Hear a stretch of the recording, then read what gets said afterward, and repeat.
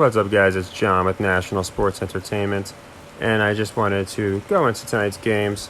So tonight it's a great example of how we can pick pretty poorly. I was 1 for 4, but of course, as long as we are picking teams that we believe the metric makes sense for, and we're using the system, it's going to work. So with the Clippers here, not only did I did the one that I in the last video that I said we were doing as a second sequence, but live time I padded on the money line. If you were in my Discord, I suggested it, and other people were suggesting it. So I think a lot of people saw the Clippers were winning this game. But at the end, they just got a little suspicious with the spread. Now, the question many people have is, and I'm going to go into the football game next. A lot of people have this one question.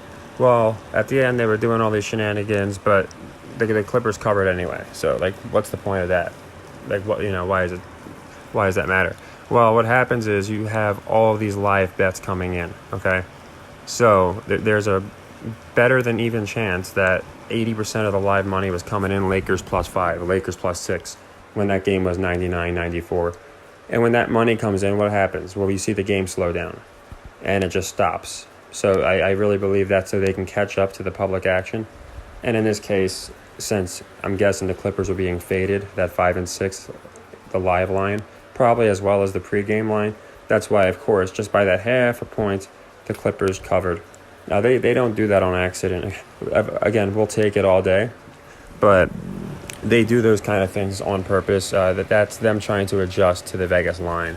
So we were able to get that one. That was our biggest one of the night because we missed Philly, but this completely squashed that, which means we actually profited 25 still.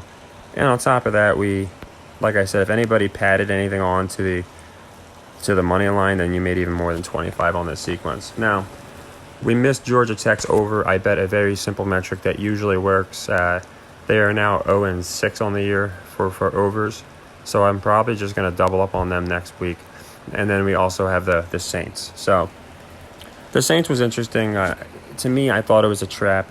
It just seemed like one of those games where way more money was going to be on the Cardinals, and I believe it was.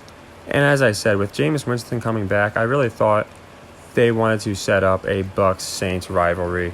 And I still have a feeling the Saints aren't going to be as bad as people think. I think they're going to finish better than Atlanta. I can say that for a fact, just because I think without Cordell Patterson, you have Winston, you have Thomas, you have Kamara, you have draws on the Saints. So I do think that they could win a few in a row. Now, their schedule's not the best, so that'll be interesting. To NBA narratives, before I go into our picks for the week. So we split NBA tonight. We got, obviously, the Lakers. We faded them, and the theory that I thought was right, but it wasn't completely right because I did think that the Lakers were going to look worse. They actually looked pretty good. But half of my narrative was right, where essentially they want to make Westbrook look like the problem so they can set up this trade talk. Now, I watched the game, and Westbrook wasn't the problem. He missed shots, sure, but so did other guys. And he played great defense. Towards the end of the game, he caused 2 or 3 turnovers in a row that made it where the Lakers could stay, in the game, for the script at least. And he had some assists. He was doing a good job penetrating. Russell Westbrook was not the problem. The problem is, and I went over this in my last video, they're treating the Lakers like 5 individual talents or whoever's on the court. They're not being treated like a team. And whenever you see that, they always struggle. The Clippers, they're being presented as a team who's kind of finding their groove.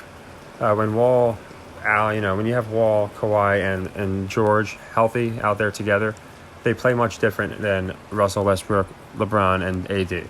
And the NBA is doing that on purpose. So it's like while you watch wrestling, and they always talk about how a cohesive tag team will beat 2 top stars because the 2 top stars can't stay on the same page. It's the same thing. So I figured the Lakers weren't winning for sure. The spread was closer, but we hit it. And now we know a lot going forward. We know what they're going to be doing with the Lakers. I don't think they're going to be as pathetic as last year because you can see they actually had a pretty good game against a good team. But they're still going to make them poor until they trade Russell. Now, what they're doing with the Sixers, I firmly believe, because they started this last year in the offseason, is they're starting the talks that Doc Rivers needs to go. They did this in the playoffs. They lost a couple close games. He made some bad decisions, and they basically said he's overrated.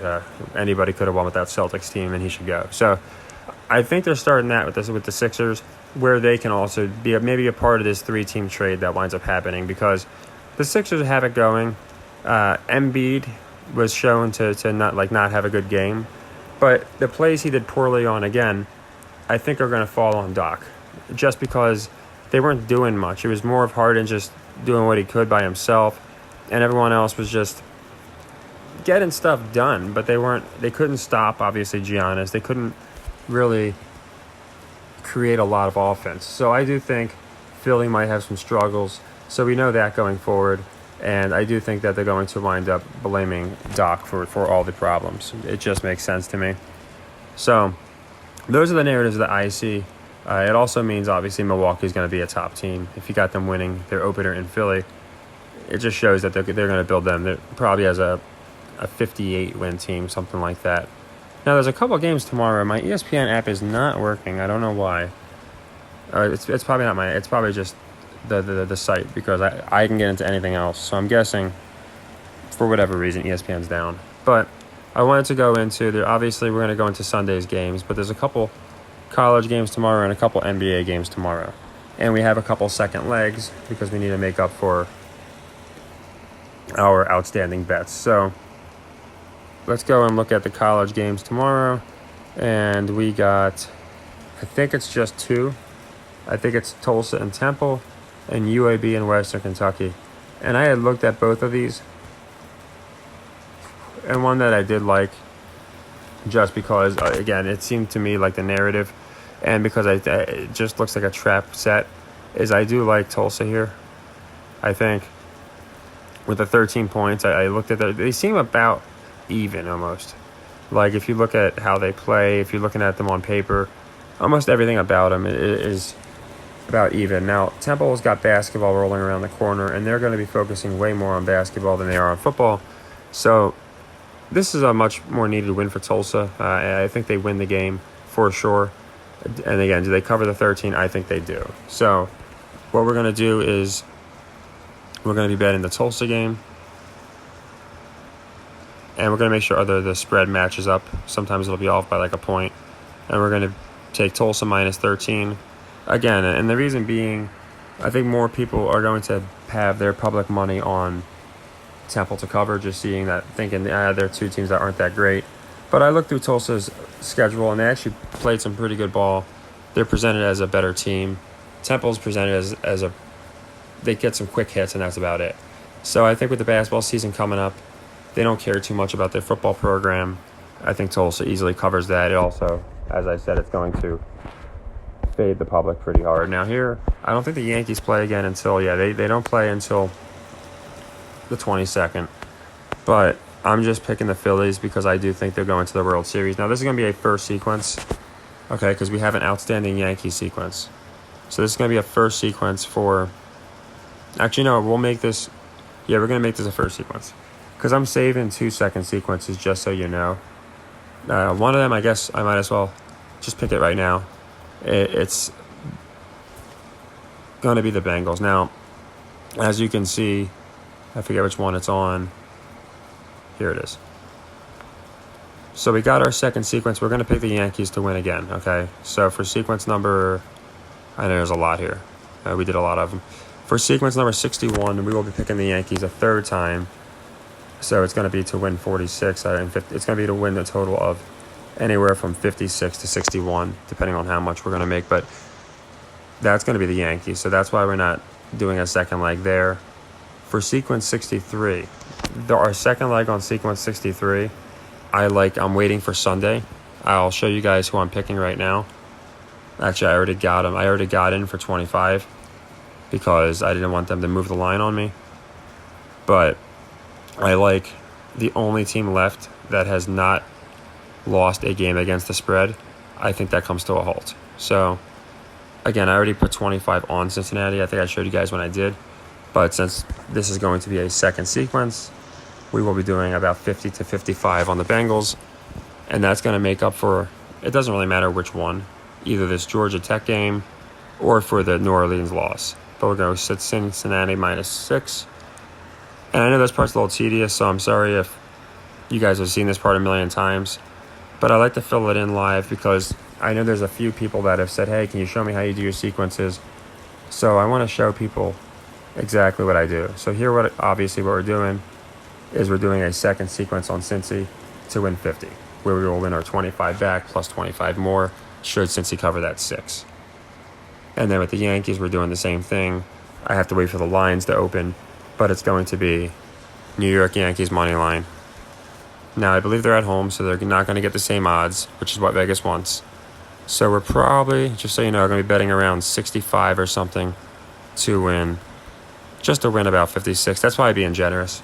That would be a $10 net. But I'm just filling a generic number in for now. But that's the goal, okay? Double up, double up, double up. The Yankees aren't getting swept. In this case, I don't think Atlanta goes 7-0 against the spread, so I think that's a great second sequence. We hit our second sequence with the Clippers, and then our only outstanding one is the Saints. And as you can see, I just picked the Temple game. We got Tulsa -13. So that's essentially how the system works for anybody that hasn't seen it. It's essentially, yes, it is a double-up system, so a lot of people think it's pretty generic. But as you can see, what I've done is I've used multiple metrics with these games. So you can go back and watch every single video in the playlist to see why I've made these picks. It's not just random double-ups. So we'll go into the Sunday games. We're definitely going to hit Saturday. I'm going to hit that tomorrow. But I wanted to at least cover what I like tomorrow. And tomorrow what I do like is, obviously the Yankees don't play, but I like the Phillies in a first sequence, and I do like Tulsa to cover that spread. I'll go into some basketball tomorrow. I have to look more because a lot of these are beginning of the season games. I'll tell you, I'm not hating Toronto. I think they're going to continue what they're doing with Brooklyn. I'd probably stay away from Miami because I think they might give them an off year. And 6.5 is a lot with the spread. It's a shame because I love the Knicks money line. Obviously, based off how they played in Memphis with Brunson, they're pushing them as a good team this year. At least a 40, maybe they get around 40 wins, I think. So I'll go into these games a little bit more. Phoenix at Portland should be interesting. A lot of these look like they'll be close, interesting games, but I don't want to just pick random ones without looking into them. The ones that I picked so far, I've tried to look into the narratives the best I could, and we're doing pretty good. Like I said, today we split it, so we're 5-2 in total, and we've hit all of our sequences because the only sequence we had that was outstanding. We hit with the Clippers. So yeah, if you guys were watching that game and wondered how the Lakers just closed the lead and it just happened to be exactly 6 points anyway, that's why. It's live bets coming in, and Vegas is going to do that. That's why in my Discord, if you're in there, I always do my best to post any kind of live bets I do because you can take advantage of the live odds.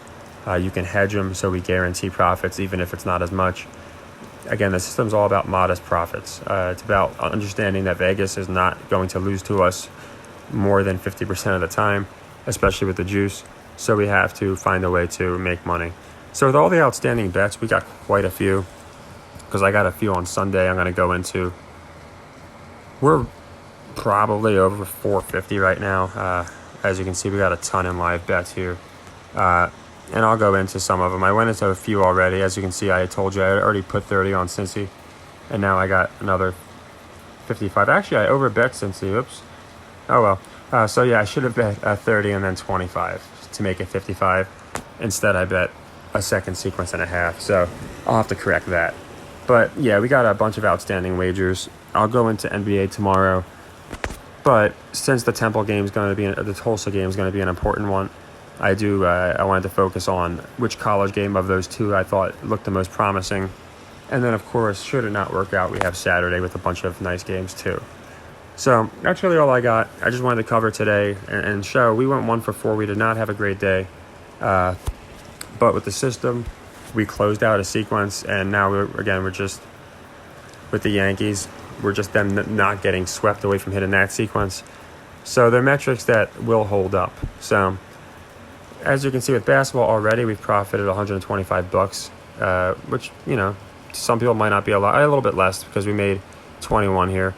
But And yeah, this sequence 6 is actually part of sequence 5.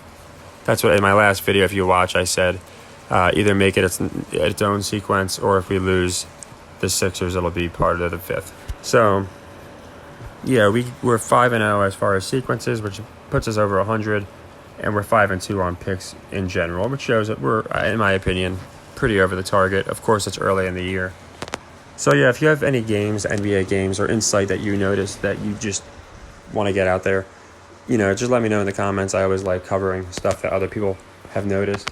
Or if you just found something in a game that you think is interesting, you can let me know as well.